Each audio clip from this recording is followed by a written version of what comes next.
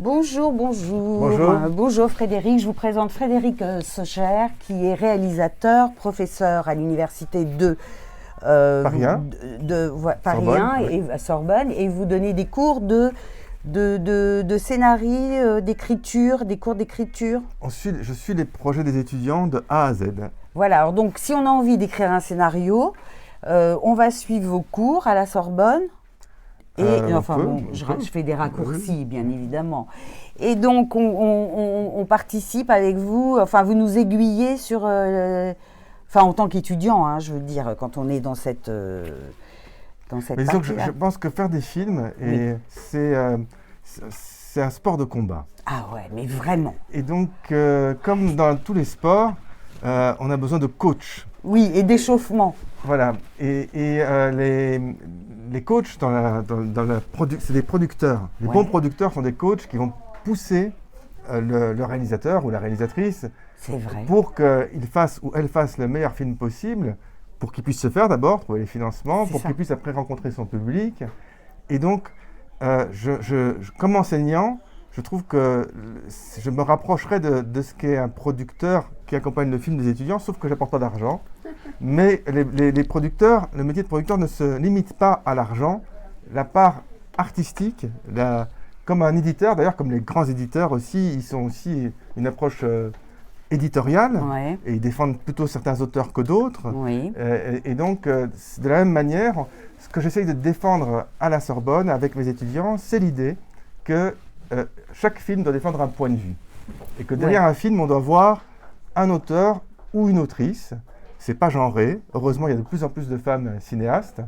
Et donc, je pense qu'il faut continuer à se battre pour que le cinéma, les films, restent à la fois un art porté par des regards singuliers et aussi qu'ils puissent rencontrer un large public. Oui, et on a la chance rencontrer l'universel. Voilà, on a la chance en France que c'est le cas, parce que c'est pas le cas dans tous les pays. Mais ce n'est pas un combat qui est gagné d'avance. Il faut continuer à se battre au niveau individuel pour ses propres films. Là, par exemple, j'ai un nouveau projet, et donc ça va être un nouveau combat. Mais collectivement, pour que le cinéma français puisse continuer à avoir autant de place et de diversité, surtout, je pense qu'il y a un vrai combat pour la diversité. Et qu'il y ait aussi bien des films d'auteur que des films grand public, et que ce ne soit pas l'un contre l'autre, mais l'un et l'autre qui puissent être réunis. C'est ce que j'aime bien dans votre philosophie, enfin dans la façon dont vous attaquez le sujet. C'est justement cette ouverture d'esprit que vous avez, où vous ne cataloguez pas, vous ne mettez pas dans des cases, vous n'êtes pas dans des principes bien carrés comme ça. Vous laissez quand même Je trouve que ça décomplexe. Moi, j'écris. J'ai fait du cinéma, j'ai réalisé des courts-métrages et j'arrive plus à écrire, ça fait 25 ans. Là, je suis en train d'écrire, mais je suis bloquée, j'arrive pas. Et en fait, quand j'ai lu votre livre, ça m'a décomplexée. Je me suis dit, bon, ok, un scénario, ça se construit, bien évidemment, mais je ne suis pas non plus obligée de rester dans certaines règles très figées, de la façon dont on parlait de l'écriture il y a quelques années, ou de l'exigence de certains producteurs qui veulent avoir 30 pages calibrées de telle manière. Déjà, ça fout un coup sur la tête, ou un coup sur les doigts d'ailleurs, on n'arrive plus à écrire. Mais ça va aller de mal en pire, puisque si on suit le mouvement actuel, c'est l'intelligence artificielle qui irait totalement dans le sens de ce que vous dites, c'est-à-dire on reprend tout ce qui existe déjà et on le reformule. C'est ça l'intelligence artificielle en fait. L'intelligence artificielle n'invente rien. Non, elle ne fait n'a que pas sa propre récupérer intelligence. Ce qui existe déjà avant elle. Et donc, moi, c'est l'inverse que je pense qu'il faut défendre. Alors, on peut se servir de l'intelligence artificielle, il ne faut pas être tourné vers le passé, mais quand il y a quelqu'un quand il y a, comme on dit, un pilote dans l'avion, qui s'en sert pour défendre son projet. Mais ce qui est très important, je pense, c'est justement de sortir du formatage et que chaque projet reste singulier. Et peut-être qu'on peut, pour ceux qui nous regardent, pour vous, pour les personnes ici qui sont présentes dans la librairie, on peut s'interroger quand on voit un film. On a plusieurs types de réactions possibles. On a par exemple, et c'est la même chose pour les livres, puisqu'il y a le libraire qui nous fait la gentillesse d'être à notre côté aussi, il y a des livres, il y a des films qu'on lit d'une traite, on passe un bon moment, on se divertit, c'est important que ces films et ces livres puissent exister. Il y a des livres qu'on n'a pas envie de fermer, ça c'est vrai. Et après, aussitôt lu, aussitôt vu, aussitôt oublié. Mais je ne suis pas contre ces livres ou ces films, c'est bien qu'ils existent. Mais il y a aussi d'autres livres et d'autres films qui vont nous rester. Et qu'il va y avoir des mots, des images, des musiques. Une essence à quelque chose. Voilà. Et donc c'est ça, je pense, le vrai cinéma. Les livres qui sont les plus intéressants, c'est ceux qui sont portés par le regard d'un auteur ou d'une autrice. Et donc c'est plus compliqué dans le cinéma que pour un livre, parce que dans le livre, pour le meilleur ou pour le pire, c'est l'écrivaine qui est le ou la seule à organiser son univers, et donc elle ne dépend de personne d'autre que de soi-même. Dans un film, c'est aussi un travail d'équipe. Et le talent du cinéaste, c'est de réunir autour de lui des acteurs, des actrices, qui apportent évidemment une grande part de création, une équipe, par exemple la musique qui est très importante aussi. Très. Et donc, c'est une atmosphère. Voilà. D'ailleurs, dans un de vos films que j'ai visionné, qui s'appelle Le cours de la vie, c'est votre dernier film qui est sorti en 2023.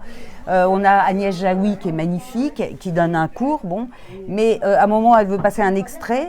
On a l'impression que la caméra va se mettre sur un écran, qu'on va regarder l'extrait. J'ai adoré ce moment, parce qu'en fait, on n'a eu que le son, sans l'image, et on imaginait, et c'est là où notre imagination, vous avez fait rentrer en mouvement notre imagination. Mais c'est grâce justement à la chance que j'ai eue de pouvoir avoir comme compositeur de la musique du film un des plus grands compositeurs de musique vivant en France, Vladimir Cosma. Oui. Et puis Vladimir Cosma a aussi accepté, parce que pour ce film-là, c'est une petite parenthèse, mais c'est intéressant. On va faire une petite parenthèse. Oui, bien sûr. Il n'y a pas d'argent pour faire le film. Ouais. Pas assez. Ouais. Le film, je ne sais pas, 10 jours avant, ma compagne est présente dans la salle, elle peut en témoigner. 10 jours avant, Dina, j'aime bien la citer, parce que quand on lit le livre, on comprend son utilité. Donc Dina peut témoigner que ce que je dis est vrai, c'est-à-dire que 10 jours avant le début du tournage, on ne sait pas encore si le film va se faire ou pas, ça dépend d'un dernier rapport d'un producteur, que je viens de quitter d'ailleurs à l'instant avant de venir vous rejoindre ici. Ça s'est bien passé ? Bah oui, puisque ça veut dire qu'on reste, voilà, amis, c'est bon signe. Ça veut dire que c'est bien passé. Oui. Et donc une des solutions pour économiser de l'argent, c'est une idée que j'ai eue, qui n'était pas dans le scénario, et qui était que y a un cours donné par Agnès Jaoui dans le film, oui. Et que chaque fois qu'elle passe un extrait, on n'avait pas l'argent pour acheter les extraits, parce qu'elle passait des extraits de films. Voilà. Et donc j'ai eu l'idée, et je l'ai soumise à Vladimir Cosma, de chaque fois on ne verrait pas l'extrait, mais on entendrait uniquement la musique. Et donc c'est par la musique. C'est très fort. On sentirait le genre du film. Moi je croyais que c'était voulu, quoi. Mais... Ben, c'est voulu, mais oui, par les circonstances. C'est voulu par les circonstances, oui. Mais c'est franchement, ça enrichit justement le propos, quoi. C'est et donc, très intéressant. Et Vladimir Cosma, qui est un grand compositeur, mais qui a aussi je ne sais combien de musiques de films à son actif, plus de 100, plus de 200, enfin un nombre... 300 peut-être, et donc m'a dit c'est la première fois qu'on me demande de faire ce type de travail, et donc c'est ça qui est formidable aussi. C'est ça qui est formidable. C'est que même des personnes très expérimentées peuvent être curieuses par exemple quand j'ai eu la chance de travailler, elle est morte il n'y a pas longtemps, avec celle qui était la doyenne du cinéma français, Micheline Prel. Ah oui. Elle me disait, moi ce qui m'intéresse, c'est qu'un jeune cinéaste vienne me voir. Alors pour elle, j'étais un jeune cinéaste, tout est relatif évidemment. Non, mais vous êtes jeune de toute façon. Et donc, c'est quand on me propose quelque chose que je n'ai pas encore fait. Et ça, je trouve ça formidable, comme on le disait pour le scénario, c'est que chaque projet puisse être unique. Oui. Et que chaque fois, il puisse y avoir un pari qu'on pose. Ça, c'est bien. Et en fait, oui, ce qui est intéressant, c'est qu'en école de cinéma, ce que je garde, enfin, pour revenir à ça, à cette façon d'être unique, c'est que, par exemple, un des exercices qu'on avait, c'était qu'on nous donnait une scène écrite, et puis chaque élève la tournait. Et alors là, le point de vue était complètement... la scène, c'était la même, elle était écrite de la même façon, mais chacun tournait sa façon, son point de vue. Ça, c'est un exercice magnifique parce que ça démontre l'importance de la mise en scène. Et donc, c'est pas la mise en scène contre le scénario, c'est le scénario plus la mise en scène qui feront ensemble que le film sera réussi. Mais c'est la différence entre un livre, par exemple un roman, comme en écrit Evelyne Dress, qui est présent dans la salle aussi, qu'on salue. Et que je remercie. C'est un roman, l'auteur, l'autrice maîtrise de A à Z l'histoire. Je pense que le récit filmique, c'est pas uniquement le scénario, aussi brillant soit-il, c'est le scénario plus la mise en scène, plus la musique, parce qu'on change la musique sur un film, ce ne sera pas la même perception, plus les acteurs, évidemment, on change le casting, c'est pas la même impression non plus. Et donc c'est ça qui est étonnant dans le cinéma, c'est que c'est à la fois un travail d'équipe, avec des parts de création essentielles, mais en même temps, il faut un chef d'orchestre, ou une chef d'orchestre, qui coordonne l'ensemble. C'est ça le rôle de la mise en scène. Et oui, c'est la réussite n'est pas l'affaire d'un seul homme. En tous les cas, pour le cinéma, c'est sûr et certain. Ou d'une seule femme. Ou d'une seule femme. Enfin, c'est d'un seul homme avec un grand H. Voilà. Ou alors d'une seule femme avec un grand H. Non, ça on peut pas. Avec un grand F, je veux dire. Vous parliez aussi au début dans ce film, et ce que j'ai trouvé très très intéressant, c'est l'histoire du cinéma, comment ça a démarré, du cinéma américain, des grosses compagnies américaines, des majors. Alors, Voilà. je vais voir. Si vous pouvez un petit peu nous raconter ça. Donc, je tiens à préciser que je suis belge, mais pourtant, je tiens à rendre hommage au cinéma français. Je vis en France Bien aussi, sûr. parce que c'est en France que le cinéma a été inventé. Oui. Si par cinéma on entend la projection en salle, les Américains disent que c'est eux qui ont inventé le cinéma, que c'est Edison, mais c'était pas la projection en salle. La projection en salle, c'est bien les frères Lumière qui en ont été les inventeurs. Et puis tout le long de l'histoire du cinéma, il y a plein d'inventions qui sont nées en France liées au cinéma. Par exemple, c'est en France, c'était pas un Français, c'était un Italien qui s'appelait Canudo, qui était le premier critique à avoir dit que c'était le 7e art. Et à parler du cinéma comme d'un art à part entière. Parce qu'au tout début, on considérait que c'était un art, quelque chose comme à la foire, un divertissement, mais pas du majeur, tout. Voilà. Pas...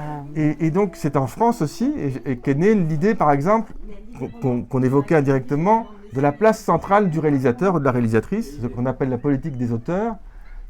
Et donc il y a plein de moments dans l'histoire du cinéma où la France a été centrale pour la défense de ce qu'est le cinéma encore aujourd'hui. Et donc je trouve que c'est important de le savoir, j'en parle dans le livre, mais je vais vous faire part d'une petite confidence. Je suis à la fois très très très optimiste pour l'avenir. Par exemple, je considère comme un privilège d'avoir chaque année une nouvelle génération d'étudiants qui veulent faire des films et d'être à l'écoute des histoires qu'ils ont envie de raconter, de les accompagner. Ils m'apprennent autant qu'éventuellement je peux leur apprendre, ça va dans les deux sens. Mais en même temps, je suis inquiet, et ça ne concerne pas que le cinéma, ça concerne aussi les livres, ça concerne la culture. La culture. Ouais. C'est pas un gros mot, culture. Non, bah non. Ouais. Et donc, par exemple, là, on a dans le master que je dirige à la Sorbonne 1600 candidats. Et donc j'ai lu 1600 dossiers, et donc je suis aussi avec des auditions, et il y a plein de jeunes gens qui ont plein d'idées, qui sont formidables, mais qui m'avouent quand je leur pose la question qu'ils ne lisent pas de livres. Ah oui, ça c'est une lacune. Ce qui est plus embêtant, voilà, c'est comme le dit Evelyne, ce qui est plus embêtant quand on veut faire des études de cinéma, qui ne vont pas au cinéma. Alors je leur dis, mais vous n'allez pas au cinéma parce que c'est trop cher. Mais alors, qu'est-ce qui les a inspirés de faire du cinéma s'ils vont pas au cinéma ? Alors, ils ne sont pas tous pareils, évidemment. Mais c'est la facilité, parce qu'ils s'imaginent que c'est plus facile avec les iPhones. Et je pense, mais peut-être suis-je d'arrière-garde, que c'est important de savoir, de connaître le passé quand on veut faire du cinéma, de voir les films qui ont été faits avant, parce qu'on ne va pas tout inventer de A à Z. Donc on peut être absolument et radicalement contre ce qui s'est fait par le passé, mais si on le connaît, on sera contre de manière intelligente. Si on ne le connaît pas, on ne peut pas être contre quelque chose qu'on ignore. Et donc je pense que ce qui est très important aujourd'hui, c'est la transmission. Et donc ça passe par le cinéma, mais ça passe par les livres, et ça passe par l'école évidemment. C'est comment est-ce qu'on transmet le passé pour construire un avenir qui peut être radicalement nouveau et radicalement différent du passé. On est bien d'accord. On est d'accord. Mais pas, qui ne part pas de rien et sans aucune culture de rien. Est-ce que, alors, pour continuer ce que vous êtes en train de dire, est-ce que je peux me permettre de lire un passage de D'où je viens ? Donc le chapitre s'appelle D'où je viens. Si vous voulez le lire ou je le lis, c'est comme vous voulez. Donc je vous écouterai avec plaisir. Bon. Alors, chaque amoureux du cinéma a quelque chose dans son enfance ou dans son adolescence l'ayant amené à porter sa dévotion sur les films. Il est important de revenir au fondement d'une passion pour comprendre ce qu'Apollinaire appelle la raison ardente.